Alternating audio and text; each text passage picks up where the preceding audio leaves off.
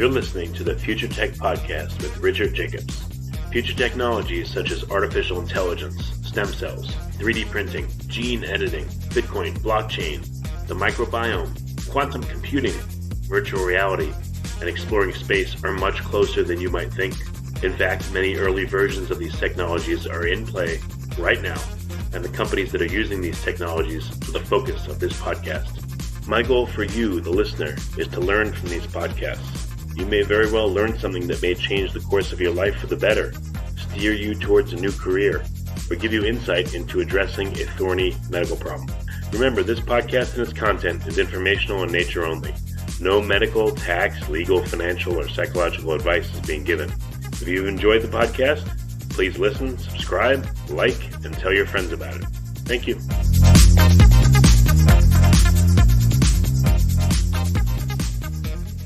Hello, this is Richard Jacobs with the Future Tech Health Podcast, and I have a returning guest, veterinarian Barbara Royal of the Royal Treatment Veterinary Center. Podcast with Barbara quite a while back, and then I met her in person at the Metabolic Health Summit in January this year, and she's fantastic with animals and giving advice on how to help them above and beyond what I think most vets would tell you. So the most interesting thing I remember from last time is she told me that she'd done acupuncture on camels, I guess, to help their knees, and it worked. So Barbara, welcome back, and thanks for being here. Thank you. Absolutely. Yep. Acupuncture is pretty awesome. Yeah. So tell me what, for listeners that may not know from last time, tell me a little bit about yourself and how you got into the veterinary world. Yeah, I'm an integrative veterinary medical practitioner in Chicago. I have my own clinic here where we treat basically, it's for the local community, dogs and cats. We do a few other animals, rabbits and smaller animals now and again. And then I also consult at the zoos for integrative medicine techniques and practices and nutrition for both Lincoln Park Zoo, Brookfield Zoo, and the Shed Aquarium. And then I also do some volunteer for wildlife, things like that if I need to. But my practice is really based in trying to find the better fundamentals for health for the animals that that I'm treating, so that it's not constantly looking at medications or different types of conventional medicine first. What I'm really looking for is to find nutrition that's going to make a difference, maybe some holistic supplements or anything that we can do for lifestyle that might make a difference to change an animal's health situation. And I feel like right now we have a medical system that teaches an awful lot about drugs and surgeries and things like that, but we really don't teach in our veterinary schools and even for humans, I think, a lot about the causes of health. And I think that's something that every doctor for animals or humans should really have. We should have a really firm grasp on what are the causes of health for whatever species we're treating. So that's why I do what I do. What's weird is we use millions and millions of rats, modified rats in labs, and say, that hopefully that'll apply to humans for all these drugs and treatments.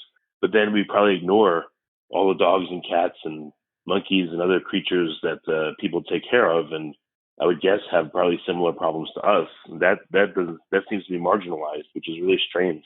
If you think about it, it's like this odd dichotomy, Yeah, I think, there's a lot of things that translate from, different animals. If you're talking about all mammals, there's things that sort of are common about our metabolic pathways and things. And then there are things that are quite different. So, for example, I talk a lot about to the ancestral mechanisms of healing from ketogenic diets. And that works very well for humans. I think it works very well for the dogs and cats that I see. But it wouldn't work very well for a horse. You can't use that type of diet, although there is still an ancestral mechanism for cleaning up your own cells, in a horse or an animal that has to eat different foods in order to do well. We just have to figure out how to turn on that mechanism in that species.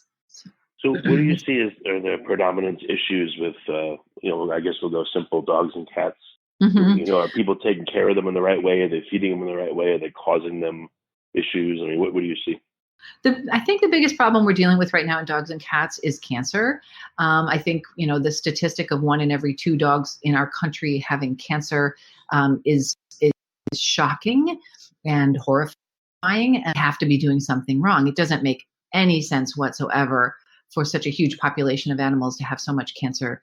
And secondarily to that, what I see in my practice, it's not just the cancer, but it's the things leading up to the cancer that seem to be a big problem. So it's inflammation, allergies, chronic problems, even seizures, things like that. All of those I feel are sort of just these gradations of the body being unhealthy, not being able to clear itself. And the best way that I feel like we solve those problems is if we really address the nutrition primarily, and then see what else we need to do down the road. So part of our biggest problem right now is that we're feeding dogs and cats a huge amount of processed foods. And these processed foods, typically are the dry kibble form. And that, I think, is probably one of the biggest factors in these terrible statistics about cancer and inflammation in our pets. Most kibble foods tend to be about 50% carbohydrates, which is an awful lot of, basically, you think carbohydrates, that means sugar. So if you're feeding any animal, 50% of their diet is sugar, there's going to be a problem there. And then, the processing itself has, the possibility of creating potent carcinogens at the same time as we're feeding these sugars. We're going to see problems with inflammation and then heading into cancer and heading into other health issues. I think if we stop that train of the poor nutrition train and give animals the healthy foods that get their immune system and their body working, that makes such a huge difference. And I certainly see that in my practice. You said 50% of dogs get cancer? Yeah, it's an insane. Oh. And it absolutely should not be happening. When I came out of vet school 25 years ago, that was not at all the statistic. In fact, when we talked about cancer, it was like, wow, I hope you don't see any cancer cases this year, And for me right now in my practice, I'll get new clients coming in, at least 5 or 6 new clients a week that they're coming in because they need a second opinion about a problem with cancer. And that's a disaster. It's a disaster. And it's, we're creating it on all levels for many, many reasons. The pesticides in the foods also are implicated in cancers. We've just seen that huge thing about glyphosate, in the lawsuits, and they're showing very clearly that they're associated with cancer. Well, we're feeding an awful lot of these pesticides, using pesticides topically on our animals, and we think somehow they're going to come out without problems. And it's just not the case. These chemicals are very powerful, very strong. I studied chemistry before vet school. I know what they do. They're not safe. And, we have to pay attention. Okay. Good, fresh food is the way to go. So, okay. Again, an irony here, because a lot of people say, oh, don't give dogs people food. And if you think about that, that's saying that is a really bad thing. And I guess, I bet you most people assume that dogs should be very healthy, and cats, because they don't appear to have any sugar or quote unquote people food, but what they're having still is bad enough that it's destroying their health in a short period of time. I mean, average dog lives 12 to 13 years, and they're getting cancer in that time. Well, and the problem too is that, there's two things. One is that all the foods we're feeding to them are actually made by people, and those people are very invested in making money, and very, very few of those people, from a big industry standpoint, have spent an awful lot of time trying to find out if these foods are actually healthier than a fresh food.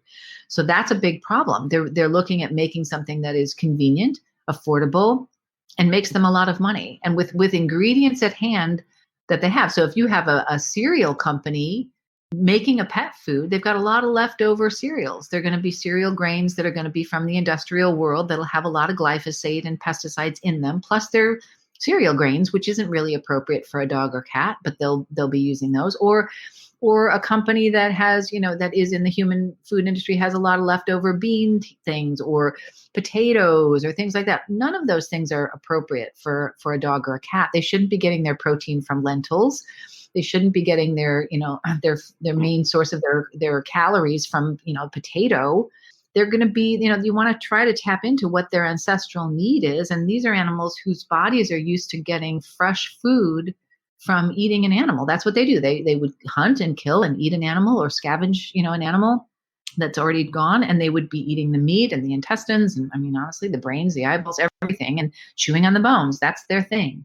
And we think it's okay to make them a food and give them a food. And because the pet food industry tells us that's dog food, we believe that, when in fact it's the industry telling us not to feed leftovers, not to feed our leftover foods to pets because it makes them more money. It's not because it's necessarily bad. I mean, people could be smart about that. My grandmother fed our leftovers to our dog. Our dog lived till, we had animals that lived on the farm. I know from when my mother was growing up, she said they live forever and they were just eating leftovers and things. And, this industry is a multi-billion-dollar industry that is very much focused on, on the money side of it. And I try to tell people, as long as you're aware that the health of your animal is going to be something that you're going to have to focus on. It's not what the industry is focused on. And then that helps a little bit. We have to be looking at ingredients. We have to be looking at, is this actually making sense for the species? And what we've seen is just the health the last, 50 to 75 years, the lifespan of many breeds of dogs has gone down, which is, supposed to be getting better with our modern medicines and everything. So like a golden retriever, the average lifespan from the AKC used to be somewhere between 16 and 18 years. And right now it's between 10 and 12. Yeah. And that's because most of them will get lymphoma or other types of cancers. And that's horrifying to me. There's why have that, sort of a weird death sentence hanging over an animal, premature, and we accept it as normal. Like, oh yeah, that's Goldens, they get that. Like, why would that happen? It doesn't make any sense. That's a huge difference percentage wise, 16 to 10. It's a huge difference. In people, that would be what would be then in people? Like, instead of living to 80 or 78, you live to what, 50? Living to 60. Yeah, 50 or 60. I mean, it's ridiculous, right? And we sort of just accept it because it's just like, oh, that's their lifespan now. We have such a poor ability to really have a memory about this. We didn't talk about it, and we also have no way to record or keep track of what's really happening for general health with what we're doing. Is it causing a problem to be feeding these foods? Is it causing a problem that we, don't pay attention to things, in terms of being organic or not having chemicals in them? And what kind of data do we have? We have a couple studies, and then the people whose vested interest it is in giving us information will absolutely blast those few studies with very few animals to the skies and make us believe that it's true when maybe it's not. It does make a difference for health that I see in my practice. I see a difference for animals when they're eating fresh food and getting what I consider to be the causes of health, which I learned from doing all of the zoo medicine and wildlife medicine that I did. When I'm dealing with an injured, like say some animal, a bird that's a waterfowl bird, grebes. Grebes are amazing. They're so cool, but they're very specific eaters, like cats. Cats are obligate carnivores. Well, grebes they have to hunt and eat fresh fish or they just die. So if you're trying an animal that's got an injured wing or something like that, and you're being a rehabber and you're trying to feed it and you go ahead and feed it some sort of a processed food, they don't do well.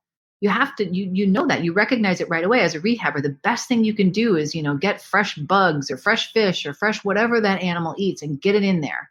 If you have to tube feed it in, fine, but you have to get that right food in there and then they do well, they'll heal. And that's what we learn as rehabbers. That's what we learn when we work in zoo medicine, wildlife. And then we get to dogs and cats and we're like, no, they can eat this little hard processed kibble their entire life. I mean, it's crazy. So what should dogs and cats eat? What's an ideal diet for them? Something fresh, something that's balanced, and it shouldn't be just muscle meat. One of the big mistakes people make when they hear something like this is like, oh, they're supposed to eat meat. Okay, I'm going to feed my dog hamburger the rest of its life. And that's a problem because they would never just eat. I mean, if they kill a rabbit, they're not just eating the thigh muscle. They're eating the intestines and the heart and the spleen and the brains and eyeballs. And all of those things have different nutrients in them. The intestines will have some maybe slightly fermented, vegetables and things from the prey that they're eating. And all of those things go into what the animal needs. That's why they eat them. And so if we don't have a balanced diet, we're not going to have a healthy animal either. So you want to make sure that the food is very balanced and that it includes all of the different micronutrients in it, but it should be fresh meat, uncooked if possible. Definitely not, when you take beautiful fresh ingredients and you cook them, you will be decreasing the nutritional value of most of them. And that's one of our issues right now we're seeing, in terms of animals that are having, like we were talking recently at another seminar about the heart disease that people, excuse sorry, I get all choked up about heart disease. But it's a bad thing. It's a terrible problem. We see heart disease in animals that are, they said it was because they were eating grain-free food, but it's really because we've been feeding foods that have been, they're not fully balanced. They're not healthy enough. And a lot of the grain-free foods went from feeding meat proteins and trying to go to grain-free, they'll use different sources for carbohydrates like, chickpeas or lentils. And then they also use a chickpea or lentil as a protein source, but that's not a complete and balanced protein for a dog or a cat. And so that creates this imbalance. It is about making sure that you do something like that and then you process it, high heat process it, or put it in a can. You decrease some really important amino acids that are for heart disease, that will make heart disease if you're deficient. So if you don't have enough taurine, you can become have a really bad cardiac disease because of not having enough taurine. And taurine is very easily degraded when it's heated, in the canning process, in the heat process to make a kibble. And that's a problem. And we're seeing that as more of the issue than it is just about the grain-free food. If it's fresh food, fresh meats, very well balanced, that's what I want. I do believe in using, you can use vegetables to balance a food if you need to, because I don't believe the meats and even the organs and things like that we have are the same as what game animals would be if we're getting them from industrial farming. So we do need to make sure they're actually really well balanced. So dogs and cats can have raw meat, no problem. It doesn't bother them, and that's good for them. Oh yeah, they can have raw meat. They can have raw meat mixed in with their food, and if it's balanced with other nutrients and make sure that all the fatty acids and everything else are fine in there, they can live on that. They're the pH of 1 in their stomach. That takes care of an awful lot of different kinds of bacteria. Their mouth has an incredible saliva that's very antibacterial. They are used to, I don't know if you've watched dogs. I have. They lick each other's butts and they step on something and lick it off their foot. They don't care what it is, if it's poop or, a half dead animal or, all kinds of things. They handle it fine. They don't get sick from that because they're made to eat that. They're made to have that kind of thing, lick it, swallow it, have it in their mouth takes care of it. Cats are the same. They are able to handle an awful lot of pathogens that, we as we're in the grade 8 family, our pH in our stomach isn't nearly as, ready to take care of these different pathogens because we wouldn't be eating so much of that type of food. So we're not as meant for that. To be careful, but the dogs and cats, no. They've had animals eat salmonella-laden chickens. I don't know, leftovers people used to give, had all kinds of things, E. coli, salmonella. Who cares? The animals are fine with that, unless they're really severely debilitated and have immune system problems, which typically tend to be because we've created those or have problems. But then that's a different story. But a healthy animal should absolutely be able to handle that. So. Yeah, so giving them the bones of if you eat ribs, you give them the bones, and they happily lay there and crack them and eat them, and it's a good partnership. It sounds like. Yeah, as long as they're not cooked. A cooked bone will splinter weirdly and can be very sharp, but a raw bone has sort of more of a dull thud to it. And an animal that they just slowly, if they get used to that again, if we rebuild the biome in the body so that they're used to digesting that kind of thing. And, you have to change them over from the kibble because, the kibble food and things like that have been feeding bacteria in the gut and making sort of a strange population of bacteria because we've been feeding them so much sugar. So we need to, you take about 10 days to change over so that the right bacteria and the right systems can get back online to take care of the food that they should be eating. But with, they can chew on the raw bones, you just take it nice and slow and introduce it, and it can really work. Yeah, we do a lot of probiotics. Sorry. Yeah, we do a lot of probiotics and things like that to help. Yeah. Oh, there's probiotics for dogs. What are they made from and how are they given? I like a variety. So there's a lot that are available, just online or if you can go to a little local store, I'd prefer that because it's better. There's also someone then accountable there for you. Who can help you, talk through it. But I use the probiotic because I formulated a probiotic through the Now supplement company, and they are organic and a wonderful company. So they have their pet line. So that's easy. And so the Now Pets has it's called GI Support. That's the probiotic. And that has some of the ones I think are really important for GI health.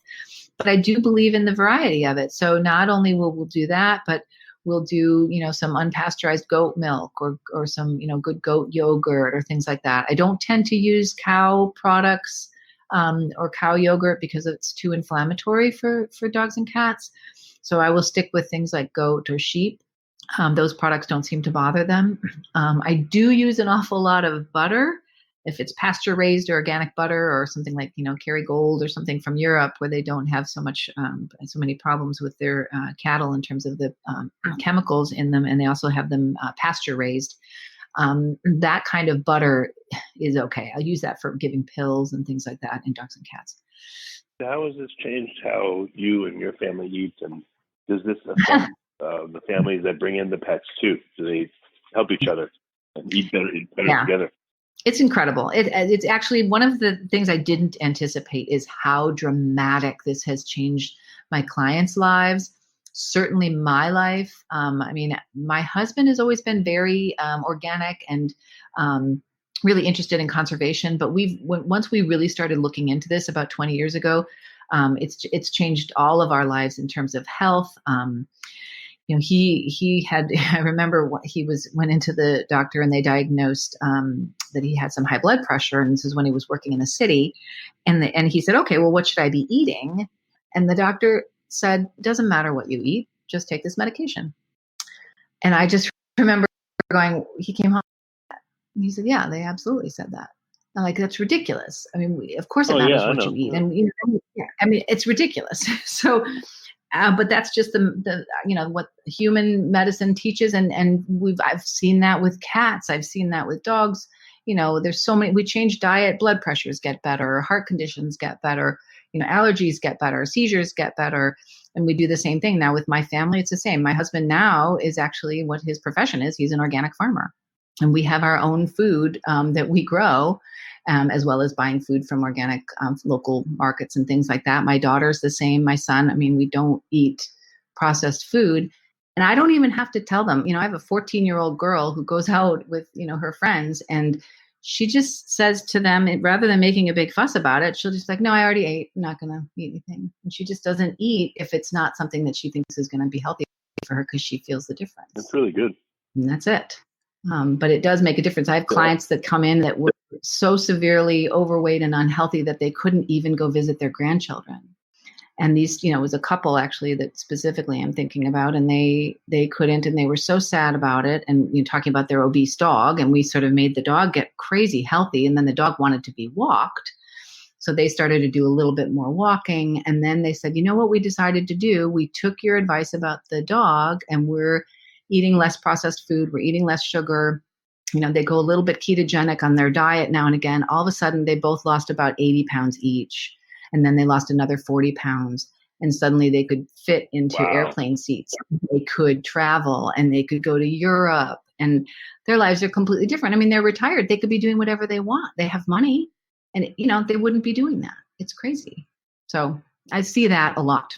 Do you tell this to your patients when they come in, or do you can't really tell it to them, or do you share stories of how the animals got helped and then the people get helped, or how does it happen? I try not to, because people associate eating, weight, and all of that with sort of a shaming, right? And it's very weird. It's not considered. And I think this is also from the industry. Like, it's like, you can eat whatever you want. You can do whatever you want. You want to eat a ton of sugar, eat a ton of sugar. And the industry teaches you that it's your choice. You can do this. And if we say, you shouldn't do that, we're sort of attacking them in a personal way. It's too personal. When actually, as a doctor, I consider it a medical condition, right? It's a medical condition. If an animal has an infection on the skin and it's a staph infection, I'm going to say, okay, we have to fix this. I have to give you this thing and this thing. It's going to treat it. And that's what we're going to do. But if I say, even if I say about the dog, I have to dance around saying your dog is, obese, because the first time I say that, people get really embarrassed and they're shamed and they feel like I'm attacking them. So I dance around it and I'll talk gently about it and I'll do that. So if I'm doing that with the animal, you can imagine it. The idea of saying anything to anybody about their own diet or their own health, it's absolutely taboo. But I don't believe it should be. And I think it should be something that we should be aware of, because there's an addiction to sugar out there for people. It's the same with animals. So many cats I know are addicted to sugars in their kibble food, and it's very hard to get them to change to fresh food. You can do it. It took me 9 months to get my cat to eat raw food. I did it. It was difficult, but now he's probably the healthiest cat I know. And he was not doing well when I first with him. Do people's health condition, at least visually correlate with their animal's condition, or no? You know what? I think when given the tools to do that, I see both human and animal conditions do tend to improve somewhat together. Because if I were just giving a medication for something, then you wouldn't see much of a correlation between the human and the animal. And so in terms of getting better, I feel like understanding what's going on. I spend a lot of time trying to talk about what's going on. And then once I explain that, people understand that would also be relevant for them. And then they have the tools and they can do that. So in terms of getting better, I do see that correlate, because I see the animals get better and then I do see the humans get better. Walking in the door, I don't always see that.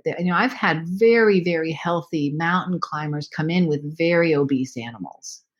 And it's because they're doing what they're told, which is feed this kibble food, and the animal's hungry all the time and they love the animal. So then they feel bad and they're not there because they're out climbing mountains or something. So they come home and then they give an extra treat and whatever.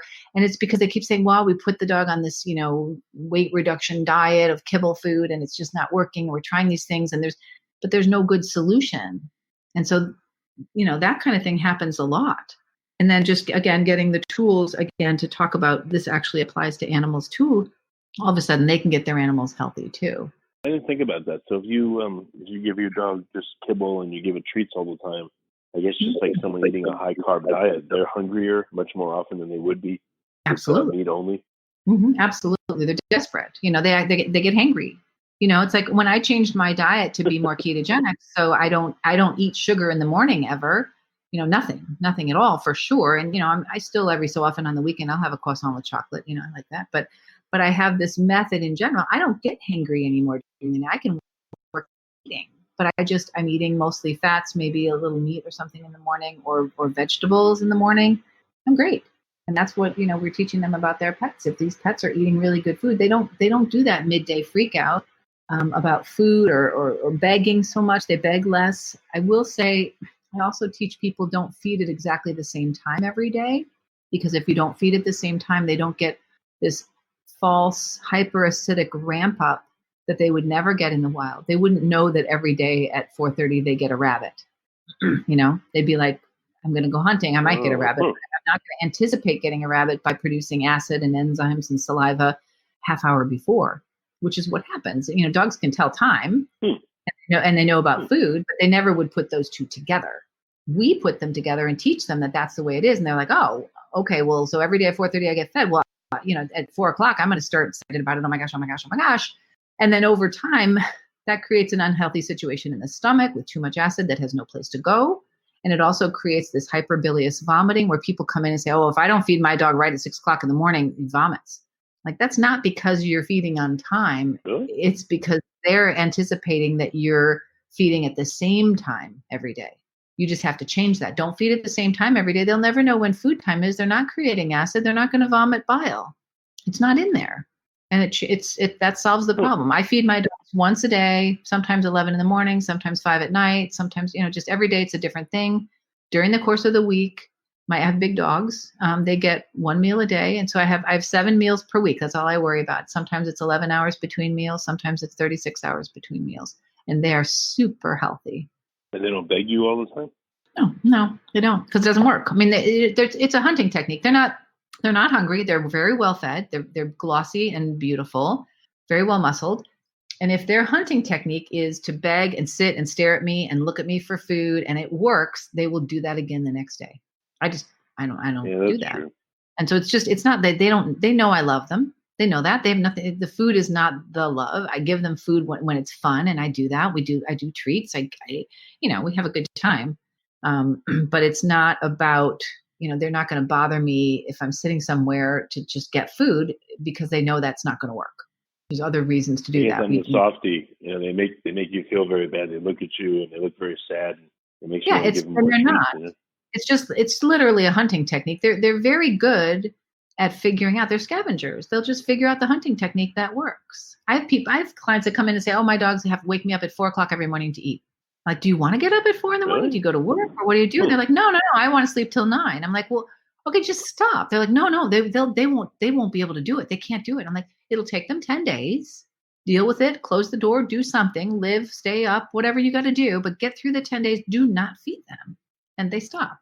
They always stop. They're not going to use a hunting technique that doesn't work. There's people that the dogs wake them up and they feel like they have to wake up to feed them.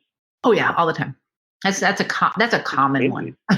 Yeah, It's crazy. But they're like, no, she's so hungry. She's so hungry. I'm like, she's acting hungry. She's not that hungry. It just works. So it's actually a bad thing to. I guess people think of it as a good thing. Oh, they're very regular. They eat at the same time every day, but that's actually not a good thing for them. No, not a good thing. It's not normal at all. Again, my touchstone is always what's natural. If I go back to the ancestry of this animal, what's the most natural thing that creates this incredible healthy population of wolves or coyotes or, foxes? I just saw a fox running through my front yard the other day. And, would it be normal for them to eat at the same time every day? No. Would it be normal for them to, have even pesticides or things like that on them? No. Would it be normal for them to get bathed every month? I looked at that glossy, shining red coat, thick tail. It was unbelievably beautiful in the sunlight. And it's because the natural oils are there. We're not bathing them off. We're not destroying the natural bacteria on the skin by over grooming them and making them, temporarily, maybe we do bathing and it makes them feel sort of good. But then their allergies or their other problems are going to come right back because we've exposed the skin and taken off the natural oils. I mean, we do so many things that create problems, create little skin inflammation and tumors, create, it's not healthy and it doesn't make sense. And we just started believing it for the reason that, the industry told us to. So what are the common symptoms or problems that dogs and cats have when they come to see you? What do the owners tell you what's going wrong? And is that what's going wrong or it's something else? Yeah, typically people come in for one thing and for me now, 20 some years in, people know that I'm going to talk about nutrition. So I've got that advantage. But, when I was even a few years ago, people would come in and say, no, I have my dog has an allergy problem. It's seasonal. So it's definitely going to be, to do with pollen because it doesn't happen all the time. So it's not food related. And this is what's going on. So don't talk to me about the diet. I'm not changing the diet. And it is food. People will come in and say, oh, it's an ear infection or, oh, I have seizures, so there's no way that's diet related. It's epilepsy. And I just need some meds or some supplements and things like that. I'm like, well, it is diet. Because if we're talking about all of these different conditions that have at their root, which this is, not just more like, Harvard, that at the root of many of these conditions is inflammation. And inflammation is like a cup in the body. If you don't fill it up, you don't create a lot of inflammation, then you're not going to see a seasonal allergy because you may have pollen and be allergic to that. But if your inflammation cup is empty, you can have pollen around and you won't see a problem with it. Or if you have seizures, seizures are often triggered by allergies or inflammation, things like that. And they can get worse if you've got more inflammation in the body. But if I can decrease inflammation in the body with diet, then that can make a difference even for seizures. One of the number one treatments for seizures is ketogenic diet. And, that's something people don't think of doing in animals, but they should. So often I'm just like, guess what? If you eat a lot of carbohydrates, you're going to make a lot of insulin to deal with all that sugar. And insulin is absolutely linked to inflammation in the body. And your cup is full. So, whatever problem you've got is going to be more of a problem. So it sounds like an easy eating plan would be, if you eat meat X number of times a week, you just buy a little bit extra, don't cook it. You eat the cooked stuff and you give the raw stuff to your dog as an example. Again, that's not going to be balanced. So that's our problem, right?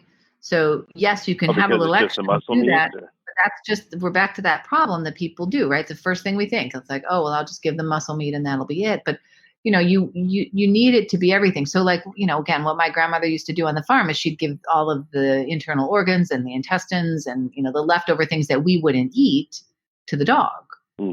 right? And so they would have that balance, but then also those animals would have been going out and hunting and eating something on their own, so they could choose. They never get to choose in our houses, so they don't get to choose what they're sort of having a hankering for, which often is what they need. That's how most animals do that. They're looking for food that makes them healthy. We're the only species on the planet that makes food that'll kill us.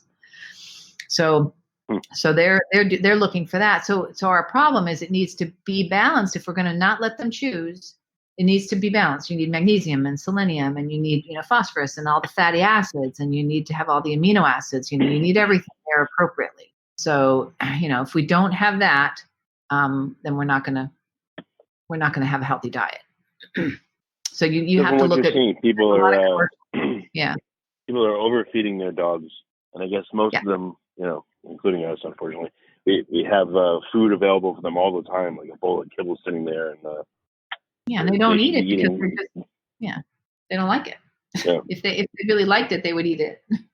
My dog eats my pre-prepared, it's commercially prepared raw food that I purchase in frozen half-pounds little packets, and I buy that for my two big dogs, and my Labrador eats 2 pounds of food in 8.7 seconds.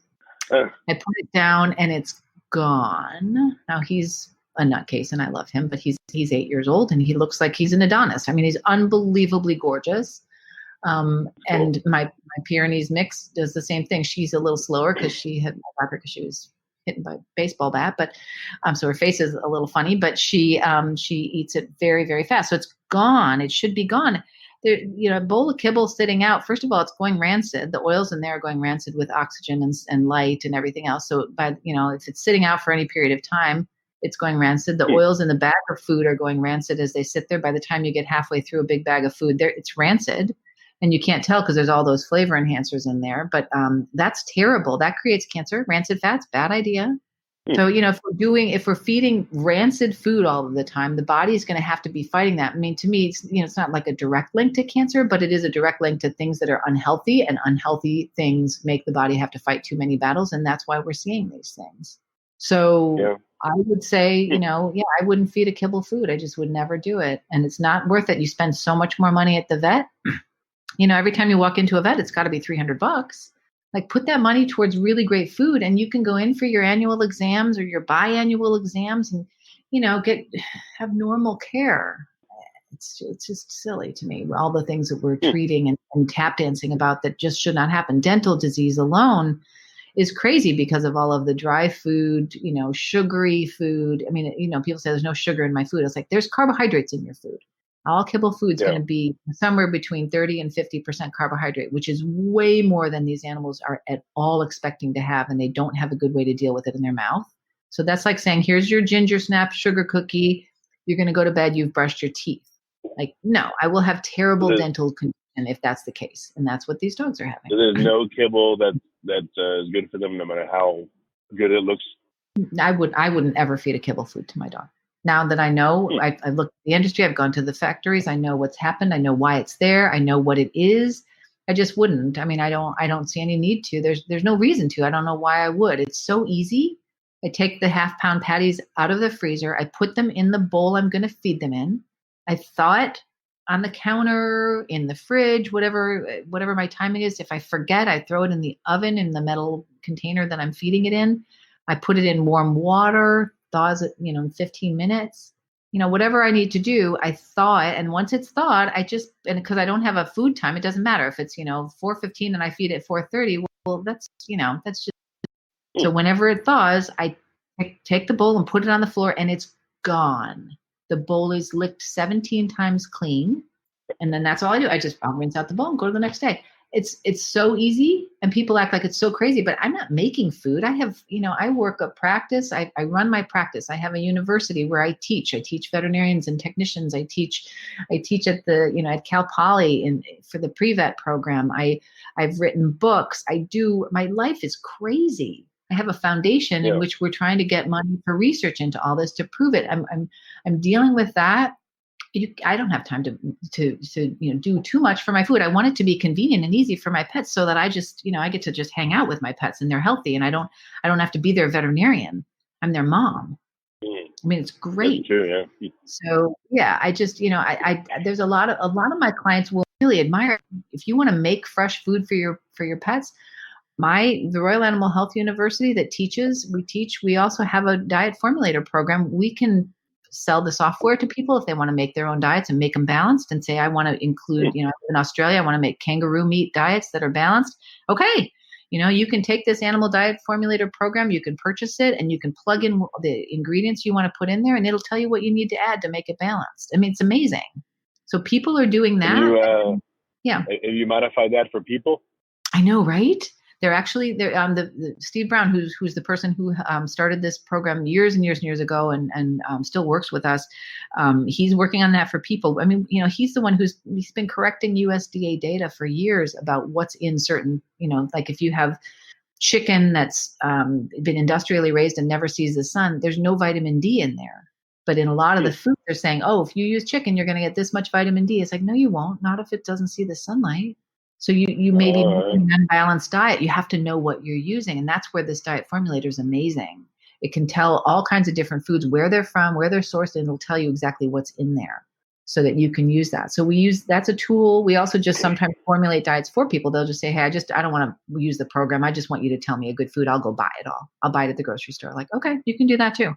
We'll give you things to do that. So, at the university, we do so that. What's an example of how people could at least approximate a much better diet?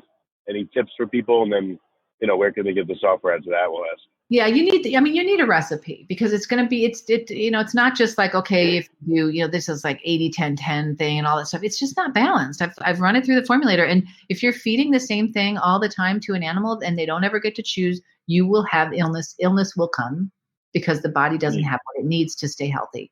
So it does need to be balanced, and you do need to have some variety. So my recommendation would be to change and to buy somebody's version who does a really good job of sourcing.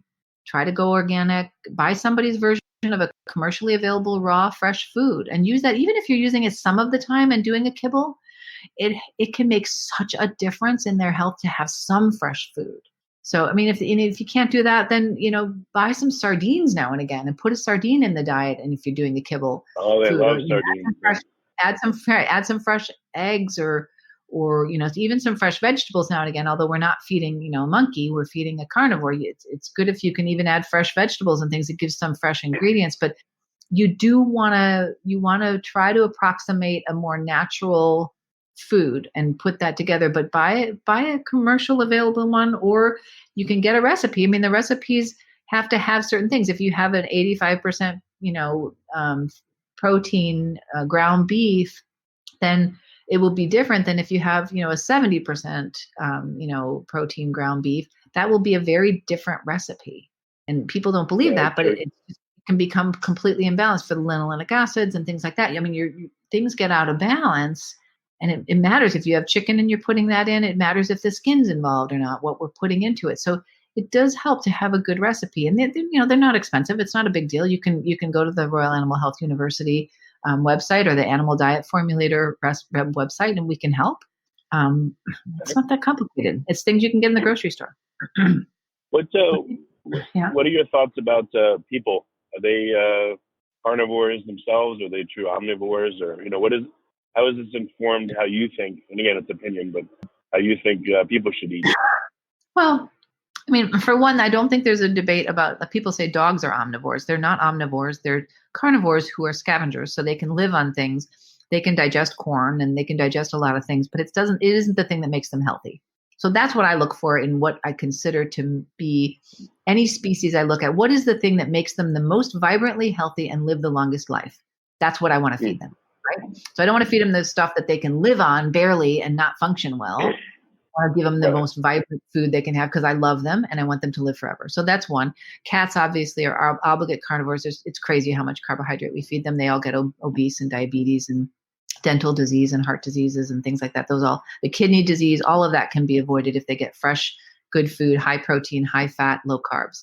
So I do all of that. But in terms of people, I mean, for me, I just look at our diet and I'm like, yes, fresh food. I don't need to eat processed food. And I really go along with what Michael Pollan says, eat food real father wouldn't recognize. Don't look, if you're buying food and all of it has to have an ingredient label on the outside to tell you what's in it, don't buy that.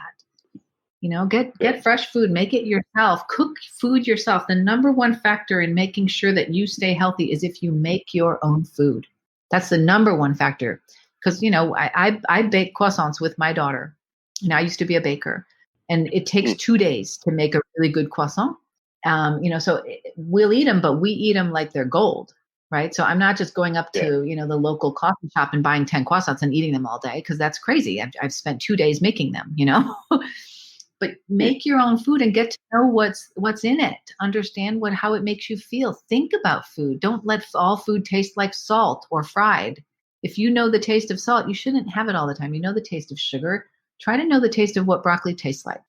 Food tastes like, enjoys with the same toppings. That's what I would do. And I think you stay healthy that way. Okay, very good. Yeah. So again, references, can we restate them for people that have pets and want to improve their health? What are the websites again? Oh, it's my clinic, if you're in Chicago, is just the Royal Treatment Veterinary Center, and that's in Chicago. My university is the Royal Animal Health University. It's royalanimalhealthuniversity.com. And then we have a foundation also that's a nonprofit which accepts donations for research and student education. So that's Royal Animal Health University Foundation. And then the Animal Diet Formulator. .com, which is also that's where you can find more information about diets. But all of them are sort of linked to each other. So if you have any issues, you can get to one and find the other ones if you need to, or email us and we'll help you along the way to figure out what you want. That's great. Well, Barbara, thank you so much for coming. I really appreciate it. Absolutely. It was a real pleasure. Nice talking to you again, Richard.